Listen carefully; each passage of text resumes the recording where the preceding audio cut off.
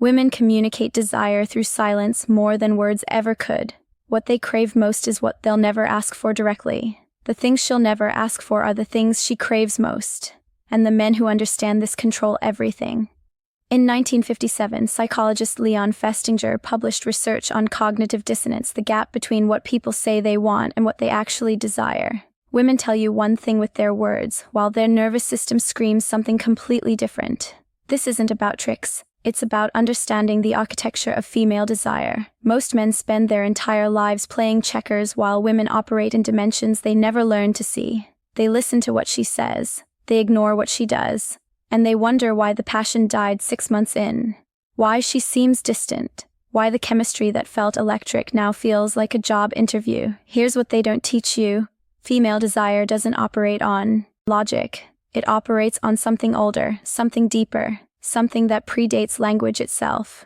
Women grew up in a world that punished them for wanting too much, for asking too directly, for appearing too eager. So they learn to speak in code, to communicate through behavior, through tension, through what they don't say. And if you can't read that language, you're living in a translation that's always one step behind reality. This matters because your ability to decode these signals determines the entire trajectory of your intimate life. Not your money, not your looks, not your ability to perform some rehearsed routine.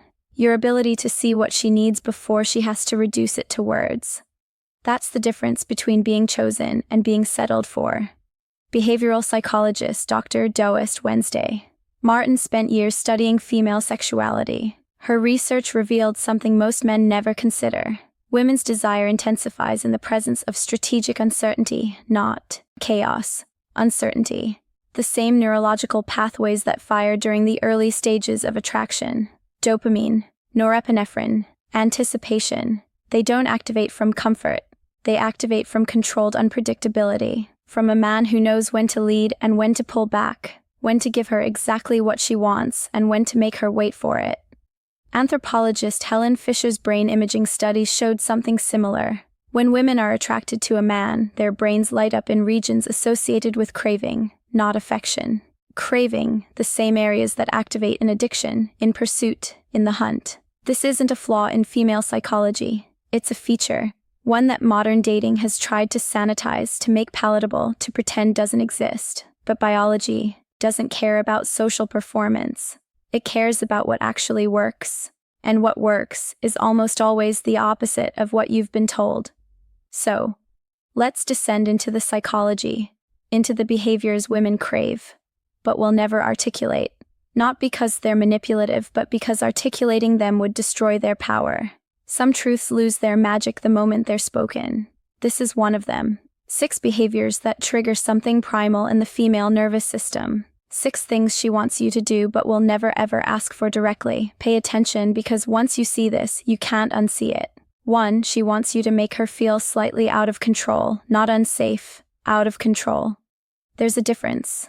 Most men confuse dominance with aggression. They think taking charge means being loud, forceful, imposing. But real dominance is quiet. It's in the way you move, the way you touch her wrist when you're leading her through a crowded room, the way you decide where you're going without asking her opinion first, and she feels relief that she doesn't have to manage everything. Women spend their entire day in control, making decisions, managing people, navigating social dynamics. By the time she's with you, the last thing she wants is another committee meeting disguised as a relationship. She wants to feel like she can let go, like you've got this, like she doesn't have to be the responsible one for the next hour.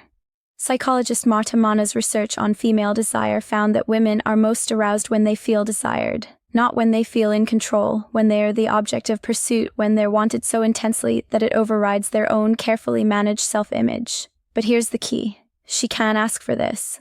The moment she has to instruct you to take control, you're not actually taking control. You're following orders, and that kills the entire dynamic. She wants you to read the room, to sense when she's testing your frame, to hold your ground when she pushes back, not because you're fighting her, but because you know something she doesn't in that moment. You know she'll thank you later, not with words, with how she looks at you when no one else is watching. 2. She wants you to stop asking for permission. This one destroys more relationships than almost anything else. The constant negotiation, the endless checking in. Is this okay? Do you want me to? Should I? Every question weakens the tension. It turns desire into a transaction. Women don't want a man who treats intimacy like a legal contract. They want a man who can read the situation and move with confidence, not recklessness. Confidence. There's a study by psychologist Terry Conley on consensual non-consent fantasies. The data showed that a significant percentage of women fantasize about scenarios where they're not the one making the decisions. Not because they want actual harm, but because the fantasy of being desired so intensely that you take the lead is intoxicating. It removes the burden of choice. It removes the fear of being judged for wanting too much.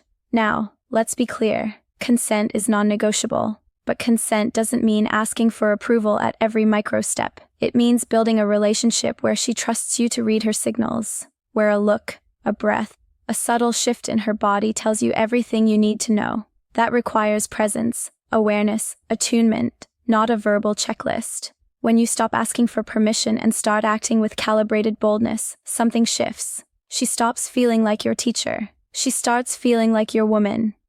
And that distinction is everything. Ask yourself, when was the last time you led Maestra without looking back for her approval? If you have to think about the answer, you already have it. 3. She wants you to push back when she tests you.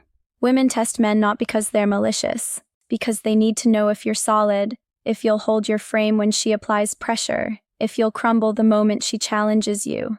Most men fail this test immediately. She says something sharp. He apologizes. She withdraws. He chases. She creates distance. He collapses into reassurance-seeking behavior, and in that moment, she loses respect. Not consciously, but deep in the part of her brain that's evaluating whether you're someone she can rely on when things get hard. Psychologist John Gottman's research on relationship stability found that couples who engage in healthy conflict, where both partners hold their ground, have significantly higher satisfaction rates. It's not the absence of conflict that predicts success. It's the ability to maintain your identity during conflict. When she tests you, she's not trying to win. She's trying to see if you'll disappear, if you'll abandon yourself to keep her comfortable, and if you do, she'll never feel safe with you. Because if you can't hold your ground with her, how will you hold your ground with the world? So when she pushes, you stay calm. You don't react. You don't get defensive. You certainly don't crumble. You acknowledge her. You stay present and you don't move. That immovability, that's what she's craving.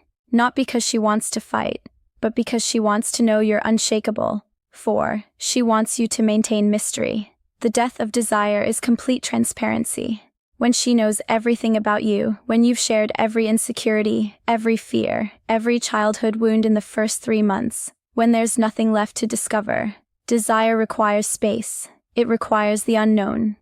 Psychologist Esther Pell talks about this extensively in her work on eroticism. She says fire needs air, that intimacy and desire are not the same thing, that the couples who maintain erotic connection are the ones who preserve a degree of separateness, of mystery. Most men kill attraction by becoming completely available, by being an open book, by sharing everything in a desperate attempt to create closeness, but closeness without tension is just friendship, and women don't want to sleep with their friends.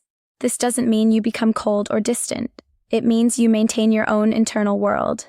You have thoughts she doesn't have access to. You have pursuits that exist outside of her. You have a life that doesn't revolve around making her happy every second of every day. When she asks what you're thinking and you say nothing, sometimes that's the right answer, not because you're hiding something, but because not everything needs to be shared. Some things are yours. And that privacy, that slight distance keeps her curious, keeps her wondering, keeps her invested. The moment you become completely predictable is the moment she starts looking at you like furniture, comfortable, reliable, boring.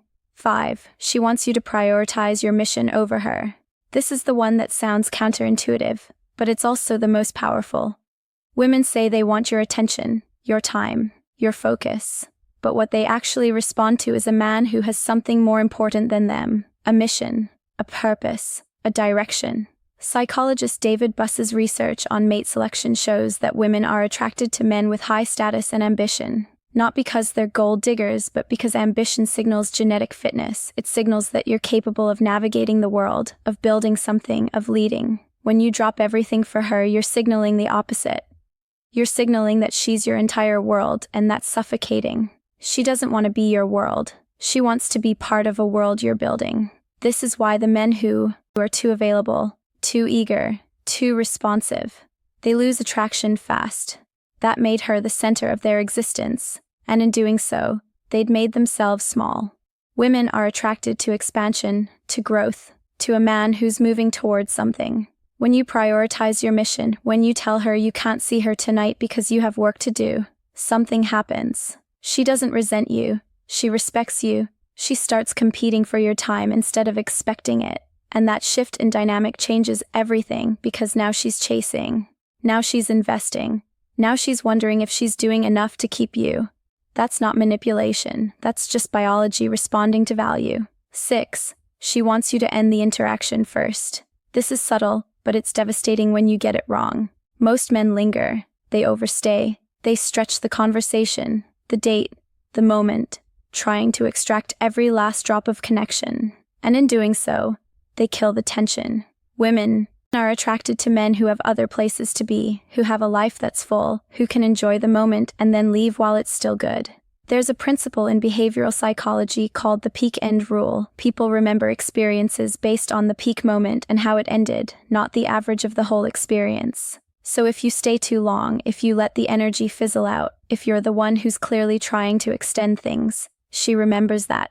She remembers the desperation, the neediness, the sense that you didn't have anywhere better to be. But if you're the one who ends it first, if you're the one who says, "I've got to run while things are still good," she's left wanting more. She's left thinking about you. She's left wondering when she'll see you again. That's the space where attraction grows, not in the saturation, in the absence.